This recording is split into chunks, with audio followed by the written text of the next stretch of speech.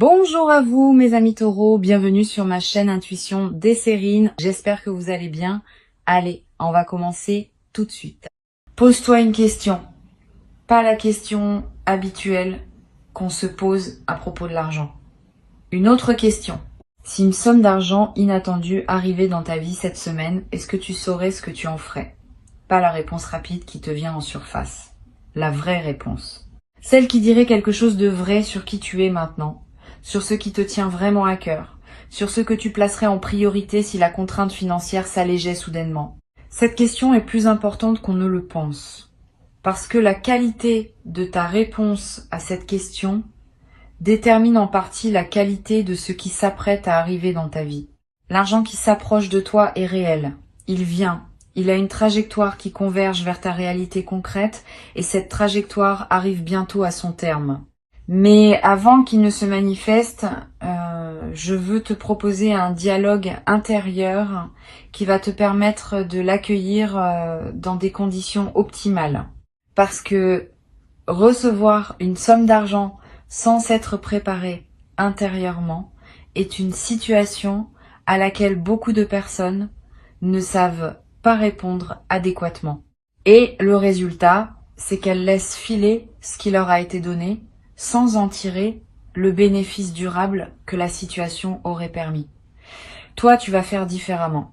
Tu vas te préparer dès maintenant, par ce dialogue intérieur, pour que la réception soit à la hauteur de ce qui te sera offert. La première chose que je veux te demander de regarder en toi, c'est ta relation actuelle aux questions financières. Quand tu penses à l'argent, qu'est-ce que tu ressens dans ton corps? Y a-t-il une crispation dans le ventre, une tension dans la mâchoire, une légère anxiété qui s'installe, ou au contraire une certaine neutralité tranquille? Cette observation honnête de ce qui se passe en toi quand le sujet de l'argent émerge te donne une indication précise de ton état actuel. Si tu remarques une crispation, ce n'est pas grave, mais c'est une information utile. Cela signifie qu'une partie de toi traite encore l'argent comme une source de tension. Et cette partie va devoir être apaisée pour que la somme qui arrive puisse vraiment s'installer dans ton existence sans réactiver d'anciennes anxiétés. L'apaisement de cette zone tendue ne demande pas une thérapie longue. Il demande une simple reconnaissance, suivie d'une intention claire. Tu peux te dire intérieurement, je remarque que je porte de la tension autour de l'argent et j'invite cette tension à se relâcher progressivement. Cette reconnaissance bienveillante, sans drame, suffit souvent à enclencher un processus de détente qui se déploie sur plusieurs jours. Tu n'as pas besoin de faire plus que cela pour le moment. La somme qui arrive va ensuite faire son travail elle-même, en t'offrant l'expérience concrète d'une réception sereine qui désinstalle les vieux automatismes de tension. Ici, sur Intuition des Sirènes, je voudrais que tu réfléchisses maintenant à une seconde question. Si tu n'avais pas à justifier ton choix devant qui que ce soit, à quoi te ferait vraiment plaisir consacrer une partie de cette somme inattendue? Pas le choix raisonnable que tu indiquerais à quelqu'un qui te le demanderait, le choix vrai, celui qui te ferait sourire intérieurement quand tu y penses. Cette question est précieuse parce qu'elle révèle ce qui te nourrit vraiment, indépendamment des injonctions extérieures. Beaucoup de personnes vivent toute leur vie sans répondre honnêtement à cette question. Elles les pensent par devoir, par habitude, par convenance, mais rarement par alignement profond avec ce qui les fait vibrer. Tu vas avoir, avec cette somme qui arrive, l'occasion de faire au moins en partie un choix aligné. Réfléchis à ce que ce choix pourrait être. Ne te censure pas. Si ce qui te ferait vraiment plaisir te paraît trop frivole, trop coûteux, trop inhabituel, regarde quand même cette envie en face. Tu n'es pas obligé de la suivre intégralement, mais tu mérites au moins de la connaître. Beaucoup de personnes étouffent leur vrai désir si vite qu'elles finissent par ne plus savoir ce qu'elles désirent vraiment. Tu peux faire autrement. Tu peux laisser monter à la surface ce que ton cœur veut vraiment, l'examiner avec respect et puis décider ensuite, en pleine conscience, ce que tu en fais. Ce processus de respect du désir authentique est l'un des plus libérateurs qui soit, et la somme qui arrive est une excellente occasion de le pratiquer. L'attention qui figure dans le titre, je veux maintenant te dire ce qu'elle signifie vraiment. Elle ne te demande pas d'être méfiant de la somme qui arrive. Elle te demande d'être attentif à toi-même au moment de la recevoir. Attentif à tes réflexes anciens qui pourraient surgir. Attentif aux automatismes qui voudraient diriger l'utilisation à ta place. Attentif aux pressions extérieures qui pourraient te détourner de ce qui te ressemble vraiment. Cette attention à soi-même est ce qui transforme une somme d'argent ordinaire en levier de transformation personnelle. Sans cette attention, la somme passe et ne laisse pas de traces durables. Avec cette attention, elle devient un point de bascule. Je veux te poser maintenant une troisième question. Quels sont les rêves que tu portais et que tu as mis de côté à cause de contraintes financières? Pas les grands rêves dramatiques. Les petits rêves discrets que tu as renoncé à formuler à voix haute parce qu'ils te paraissaient trop coûteux, une formation que tu voulais suivre, un voyage que tu voulais faire, un objet qui te tient à cœur, une activité que tu voulais essayer, un don que tu voulais faire à quelqu'un. Tous ces petits rêves discrets méritent d'être ressortis du tiroir intérieur où tu les avais rangés. Pas pour culpabiliser de les avoir reportés, pour les revoir avec un œil neuf dans le contexte de la possibilité qui s'ouvre maintenant. Tu vas peu être réalisé en faisant ce travail que certains de ces rêves discrets n'étaient pas si coûteux que tu le pensais. Que d'autres pourraient être réalisés au moins partiellement avec la somme qui arrive, que d'autres encore demanderaient encore un peu de patience mais sont désormais plus accessibles qu'avant. Cette redécouverte de tes propres rêves discrets est l'un des cadeaux indirects de la situation qui s'ouvre. Tu vas peu être trouvé dans cette liste une ou deux choses que tu peux désormais te permettre et qui vont enrichir ta vie d'une manière que tu n'avais plus espéré depuis longtemps. Sur Intuition des Sirènes, je tiens à préciser une chose qui peut éviter une erreur commune. Quand une somme d'argent arrive, beaucoup de personnes se précipitent pour réaliser plusieurs rêves en même temps, parce qu'elles ont peur que la somme se dissipe avant d'avoir tout couvert. Cette précipitation produit souvent une dispersion qui dilue le plaisir de chaque rêve réalisé. Mieux vaut choisir un ou deux rêves à honorer pleinement et garder le reste pour plus tard, quand d'autres opportunités se présenteront. La concentration est l'ami de la qualité. La dispersion est l'ennemi de la satisfaction. Cette compréhension simple peut transformer la manière dont tu utiliseras ce qui te sera donné. Tu vas peu être te demander, quand la somme arrivera, s'il faut en parler à quelqu'un de ton entourage. Cette question est importante, et la réponse n'est pas universelle. Elle dépend des personnes spécifiques qui composent ton entourage. Certaines vont se réjouir avec toi sans réserve. D'autres vont projeter leur propre frustration financière et risquer de gâcher subtilement ton plaisir. D'autres encore vont commencer à formuler des demandes qui te mettront mal à l'aise. Choisis donc avec soin à qui tu confies cette information. Tu n'as aucune obligation de transparence totale. Tu peux garder une partie de ce qui te concerne pour toi, surtout dans les premiers temps où tu intègres la nouveauté. Je voudrais te poser une quatrième question. Quelle partie de cette somme te ferait du bien à long terme plutôt qu'à court terme? Pas par devoir d'épargner. Par souci de prolonger l'effet bénéfique de ce qui t'est donné. Une partie qui pourrait être investie dans quelque chose qui produira encore des effets dans plusieurs années. Une partie qui pourrait servir à payer une dette qui pesait sur toi. Une partie qui pourrait être mise de côté pour un projet futur que tu sens venir, mais qui n'est pas encore assez clair pour être réalisé immédiatement. Cette part orientée vers le long terme est précieuse. Elle prolonge l'effet de la somme bien au-delà du plaisir immédiat. Et elle te connecte à une vision plus mature de ta propre vie financière. L'équilibre idéal, à mon sens, entre plaisir immédiat et investissement long terme n'est pas universel. Il dépend de ta situation et de tes priorités. Mais une bonne règle générale consiste à ne pas laisser une somme inattendue se dissoudre intégralement dans des dépenses qui ne laissent pas de traces. Garde au moins une part pour quelque chose de durable. Cela peut être de l'épargne pure. Cela peut être un investissement modeste dans un projet. Cela peut être quelque chose que tu garderas et qui te servira pendant des années. Cette partie durable transforme l'événement financier ponctuel en construction qui s'inscrit dans le temps. Une cinquième question que je veux te poser concerne les personnes que tu pourrais avoir envie d'aider avec cette somme. Y en a-t-il dans ton entourage? Si oui, fais attention à un point précis.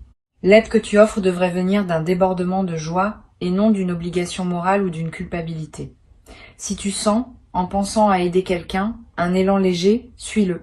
Si tu sens, à la place, un poids, une obligation, une crainte, de paraître égoïste, si tu n'aides pas, sois prudent. Aider depuis une obligation forcée transforme le don en fardeau, à la fois pour toi et pour la personne qui reçoit. Aider depuis le débordement transforme le don en cadeau réciproque qui réjouit les deux parties. Tu n'es pas obligé d'aider tout le monde dès qu'une somme te tombe entre les mains. Cette compréhension est importante. Ta première responsabilité quand tu reçois est de te recevoir toi-même pleinement. Si tu te précipites pour distribuer avant d'avoir bien intégré ce qui t'est donné, tu rates l'occasion d'expérimenter pleinement la réception. Et cette expérience pleine de la réception est précisément ce qui ouvre la porte à de futures réceptions. Permets-toi donc de garder, au moins dans un premier temps, l'essentiel pour toi. Tu pourras toujours redistribuer plus tard, depuis un état d'abondance véritable, plutôt que depuis l'urgence ou la culpabilité. Je voudrais maintenant te demander d'examiner une dernière question, peut être la plus importante. Si cette somme inattendue était la première d'une série de manifestations financières favorables, quelle posture intérieure veux-tu cultiver pour rester aligné dans la durée? Parce que oui, ce qui s'apprête à arriver pourrait bien n'être que le premier signal d'un changement plus large dans ta relation à l'abondance. Et dans ce cas, la manière dont tu accueilles cette première manifestation va calibrer ton système intérieur pour ce qui suit. Si tu accueilles avec sérénité et discernement, tu prépares la suite à arriver dans les mêmes conditions. Si tu accueilles dans la précipitation ou la peur, tu risques de fermer le canal qui voulait s'ouvrir plus largement. La posture juste pour accueillir ce qui arrive et préparer la suite consiste en quelques éléments simples. La gratitude sincère, sans en faire trop. Le discernement dans l'utilisation, en honorant à la fois le plaisir et la durée. La discrétion choisie, pour protéger la qualité de ce que tu vis. La présence à toi-même, pour que les choix faits soient vraiment les tiens. Cette posture peut sembler évidente quand on l'énonce, mais elle est rare quand vient le moment de la pratiquer. Beaucoup de personnes la perdent dans l'effervescence de la nouveauté. Toi, tu peux la maintenir parce que tu as pris le temps de la préparer mentalement avant que l'événement arrive. Tu vas peu être éprouvé au moment où la somme se manifestera, une émotion particulière qui ressemble à un mélange de joie, d'incrédulité et de calme. Ce mélange est typique des réceptions bien préparées. Tu n'auras pas l'excitation pure qui submerge et qui passe. Tu auras une émotion plus dense, plus consciente, qui te permettra de vraiment goûter le moment. Ce goût conscient de la réception est ce qui distingue les expériences qui marquent durablement de celles qui passent sans laisser de traces. Tu vas ressentir cette densité émotionnelle et tu vas en garder un souvenir précieux qui te servira de référence pour toutes les futures réceptions, financières ou autres. Sur Intuition des sirènes, j'aime souligner que les questions qu'on se pose avant un événement déterminent en grande partie la qualité de ce qu'on vit pendant l'événement. Tu viens de te poser plusieurs questions importantes. Tu as réfléchi à ta relation actuelle à l'argent. Tu as identifié ce qui te ferait vraiment plaisir. Tu as ressorti des rêves discrets qui méritaient d'être revus. Tu as pensé à la part qui pourrait servir au long terme. Tu as examiné la question de l'aide à apporter aux autres. Tu as réfléchi à la posture intérieure que tu veux maintenir. Ce travail préparatoire ne sera pas perdu. Il va se déployer dans ton expérience effective de la réception, donnant à ce moment une profondeur que la plupart des personnes ne connaissent jamais. Je voudrais te parler maintenant d'une dimension à laquelle on pense rarement. La somme qui arrive va affecter ton sommeil dans les nuits qui suivront, pas seulement parce que tu seras content, plus profondément. Quand un soulagement financier réel se produit, le système nerveux qui portait peut être une vigilance chronique liée aux questions matérielles, peut enfin se relâcher. Tu vas peut-être dormir d'un sommeil plus profond que d'habitude. Tu vas peut-être faire des rêves apaisants. Tu vas peut-être te réveiller plus reposé sans pouvoir précisément l'expliquer. Cette amélioration corporelle est l'un des effets indirects mais réels de la réception. Elle confirme à ton corps que tu peux baisser une garde que tu portais depuis longtemps. Cette baisse de garde corporelle peut se prolonger. Tu vas être remarqué dans les semaines qui suivent que ta fatigue chronique diminue, que ton appétit se régule différemment, que des tensions habituelles se relâchent. Ces transformations physiques sont l'expression du fait que ton corps répond positivement aux changements de fréquence intérieure que la réception aura déclenché. Profite de ces transformations, ne te précipite pas pour reprendre des rythmes intenses qui réinstalleraient la tension ancienne. Donne-toi le droit de fonctionner à un nouveau régime, plus posé, plus habité. Cette nouvelle qualité de présence à toi-même est l'un des cadeaux durables qui dépasse largement le simple aspect financier de ce qui arrive. Je veux ajouter quelque chose qui peut-être te servir. La somme qui arrive a une histoire avant d'arriver chez toi. Elle a circulé, elle a transité, elle est passée par d'autres mains. Et au moment où elle arrive entre les tiennes, elle apporte avec elle une certaine énergie qui dépend de son trajet. La meilleure manière d'accueillir cette énergie est de mettre ton intention propre dans la somme, dès qu'elle arrive. Tu peux, par un simple geste mental, te dire que cet argent est désormais aligné avec qui tu es maintenant, qu'il sert tes priorités véritables, qu'il s'inscrit dans la trajectoire que tu choisis pour ta vie. Ce geste mental, qui peut sembler dérisoire, a un effet réel. Il personnalise l'argent qui te parvient et le met au service de ton parcours spécifique. Une autre dimension précieuse concerne la manière dont tu pourras parler de cette expérience plus tard, quand elle sera devenue un souvenir. Tu raconteras peut-être cette histoire à des proches, à des enfants, à des amis qui traverseront des phases plus difficiles. Et la manière dont tu raconteras va déterminer en partie l'effet inspirant ou non de ton récit. Si tu le racontes comme une chance pure qui pourrait ne plus jamais se reproduire, tu enfermes ce qui pourrait inspirer dans une narration close. Si tu le racontes comme la confirmation que les choses peuvent encore changer même quand on n'y croit plus, tu offres à tes interlocuteurs un témoignage qui peut nourrir leur propre espérance. Choisis cette deuxième manière de raconter. Elle sert non seulement les autres, mais aussi toi-même, parce que la narration que tu choisis influence en retour la fréquence à laquelle tu attireras d'autres expériences similaires. Tu vas peut-être également développer à travers cette expérience un nouveau rapport à ce qu'on appelle la chance. Beaucoup de personnes croient à une chance aveugle qui distribue ses faveurs au hasard, et elles attendent passivement que cette chance les choisisse. Cette croyance est partiellement fausse. Ce qu'on appelle la chance est en grande partie le produit d'un alignement intérieur qui s'est construit sur une longue durée. Tu n'as pas eu de chance par hasard. Tu as cultivé les conditions qui rendent possible la manifestation de ce qui arrive maintenant. Cette compréhension change ta posture pour la suite. Tu cesses d'attendre passivement la chance. Tu commences à cultiver consciemment les conditions qui rendent les bonnes choses plus probables. Et cette cultivation active va produire ses fruits encore longtemps après l'événement initial. Je voudrais te transmettre une dernière chose avant de te laisser. La somme inattendue qui arrive est le messager d'un message plus large. Le message dit que tu es entré dans une nouvelle phase de ton rapport à l'abondance. Une phase où ce que tu portes intérieurement commence à se traduire en ressources extérieures. Cette traduction n'est pas magique. Elle suit des lois subtiles qui régissent la circulation de l'énergie entre l'intérieur et l'extérieur. Tu as nourri ton intérieur. Tu as travaillé ce que tu portais. Tu as développé une qualité de présence qui correspond désormais à un certain niveau de réception extérieure. La somme qui arrive est l'une des premières confirmations de ce nouvel équilibre.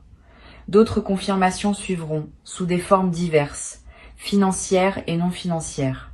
Reste donc ouvert à la suite. Ne t'attache pas à ce que la prochaine confirmation prenne exactement la même forme que celle qui arrive maintenant. Elle pourrait prendre la forme d'une opportunité professionnelle, d'une rencontre fructueuse, d'une idée qui se concrétise, d'une porte qui s'ouvre dans un domaine que tu n'avais pas anticipé.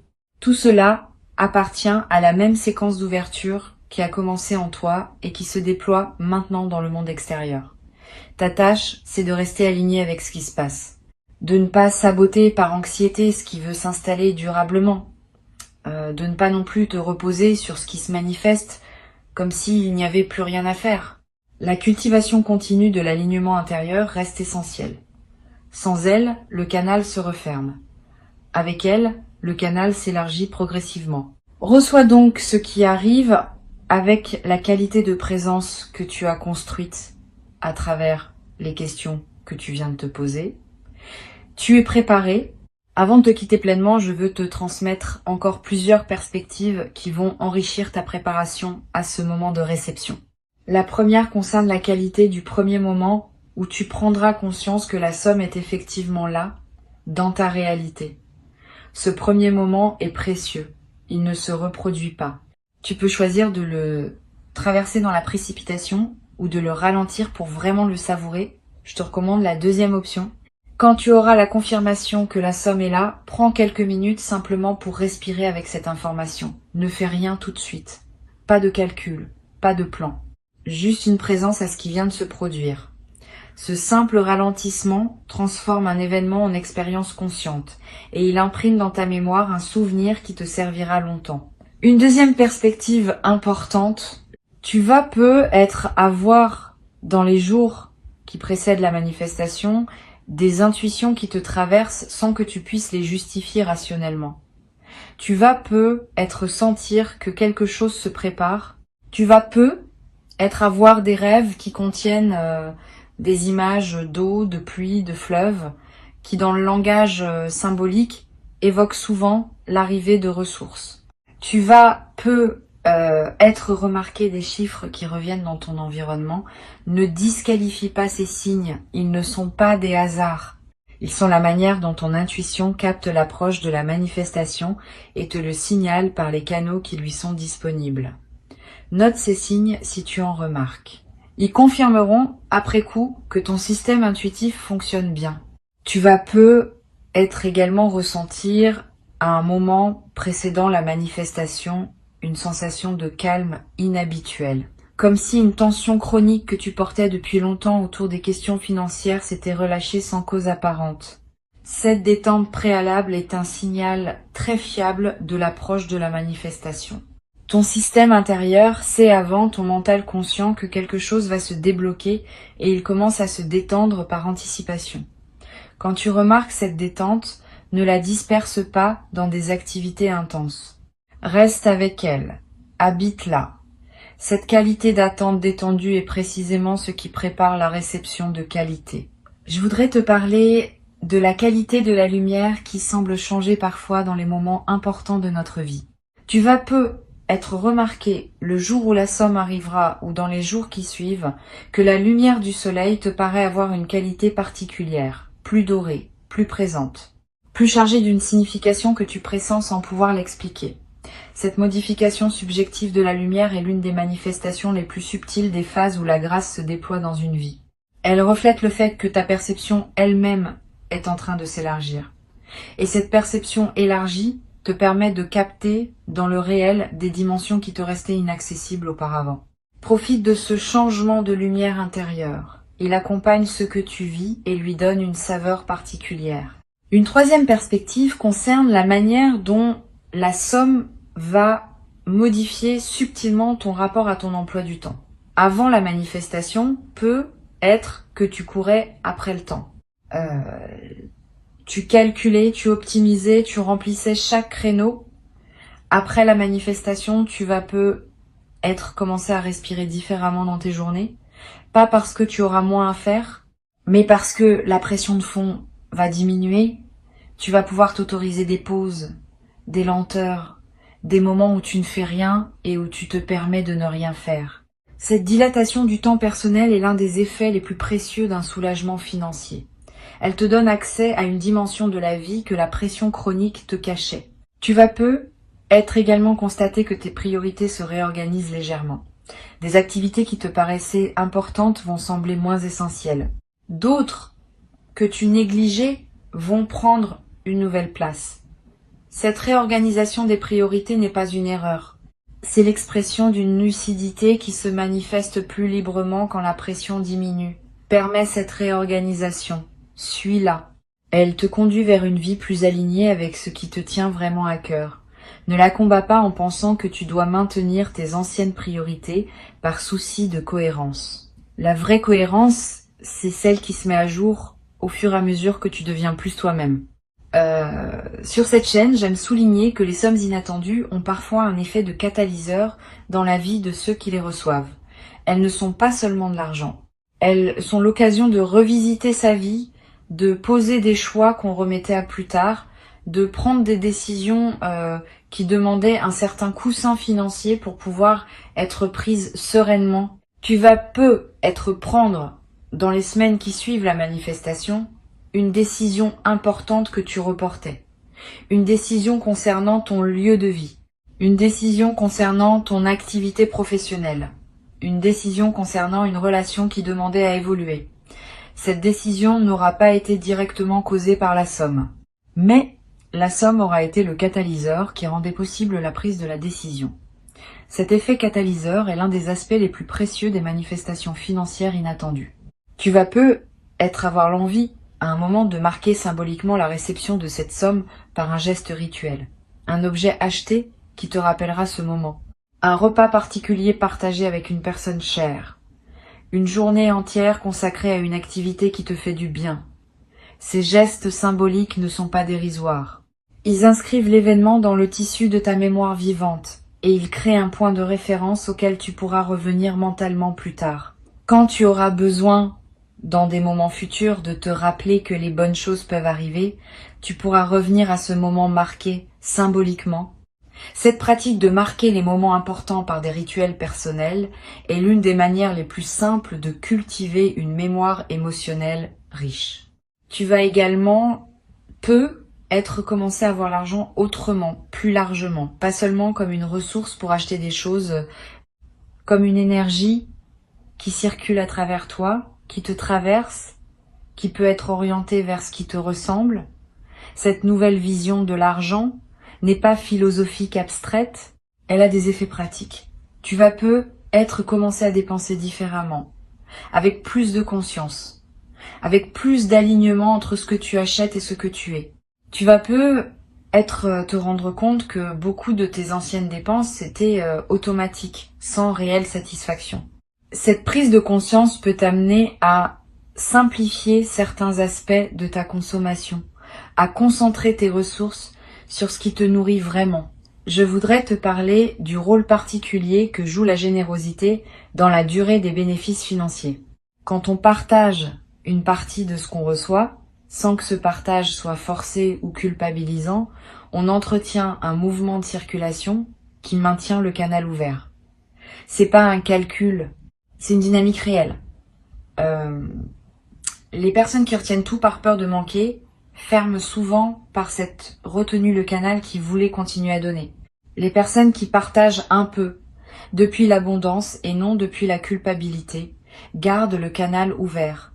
Cette différence subtile a des effets sur le long terme. Tu peux t'inspirer de cette compréhension pour décider dans la sérénité, d'une part de ce que tu reçois, qui pourrait circuler vers d'autres personnes ou vers une cause qui te tient à cœur. Pas par devoir, par alignement avec ta nature généreuse. Tu vas peut-être traverser à un moment dans les semaines qui suivent une phase de léger doute. Tu vas te demander si tu as bien utilisé la somme, si tu n'aurais pas dû faire des choix différents, si tu n'as pas raté une meilleure option. Ces doutes sont normaux. Ils ne signifient pas que tu as fait des erreurs. Ils signifient que tu es une personne consciencieuse qui se soucie de bien faire. Quand ces doutes surgissent, reviens aux raisons qui ont guidé tes choix. Tu as choisi en pleine conscience, au moment où tu choisissais. Tes choix étaient justes pour le moment où tu les as faits. Le fait qu'ils puissent paraître discutables a posteriori ne signifie pas qu'ils étaient mauvais. Cette compréhension te libère de la rumination inutile. Tu vas peut-être également te demander si cette somme inattendue est vraiment méritée. Cette question est piégée. Elle suppose qu'il y aurait un mérite mesurable qui justifierait ou non ce qui te tombe entre les mains. La vraie réponse est plus simple. Tu ne mérites pas cette somme au sens d'une rémunération exacte d'efforts comptabilisables. Tu la reçois parce que tu as cultivé une disposition intérieure qui rend la réception possible. Cette disposition est elle-même le résultat de tout un parcours. Donc oui, tu as fait quelque chose pour mériter cela, mais ce quelque chose n'est pas mesurable de manière comptable. Cesse donc de te demander si tu mérites. Reçois simplement en sachant que la réception elle-même est une compétence qui se cultive et que tu l'as cultivée. Tu vas peut-être également ressentir l'envie à un moment de relire cette transmission. Reviens-y quand tu en auras besoin. Les questions que je t'ai posées peuvent te servir non seulement pour cette manifestation-ci, mais pour toutes les manifestations financières futures qui se présenteront dans ta vie. Elles forment un cadre de réflexion utile que tu peux mobiliser à chaque nouvelle réception. Cette appropriation des questions est l'un des bénéfices indirects de notre échange. Tu repars avec un outil de discernement qui dépasse l'événement spécifique qui s'apprête à se manifester. Tu sais ce qui te ferait vraiment plaisir, tu sais ce qui mérite de durer, tu sais à qui partager, tu sais quelle posture maintenir. Cette préparation va se transformer, au moment où la somme se manifestera, en une réception consciente qui honore à la fois le don, le donneur invisible, et toi-même comme destinataire légitime. Cette triple honneur est ce qui distingue les expériences financières profondes des simples transactions superficielles. Tu vas vivre une expérience profonde et tu vas en garder, longtemps après que l'argent lui-même aura été dépensé ou investi, un souvenir qui te nourrira chaque fois que tu en auras besoin pour te rappeler que les bonnes choses peuvent encore arriver dans ta vie à tout moment, dès que tu es prêt à les recevoir véritablement.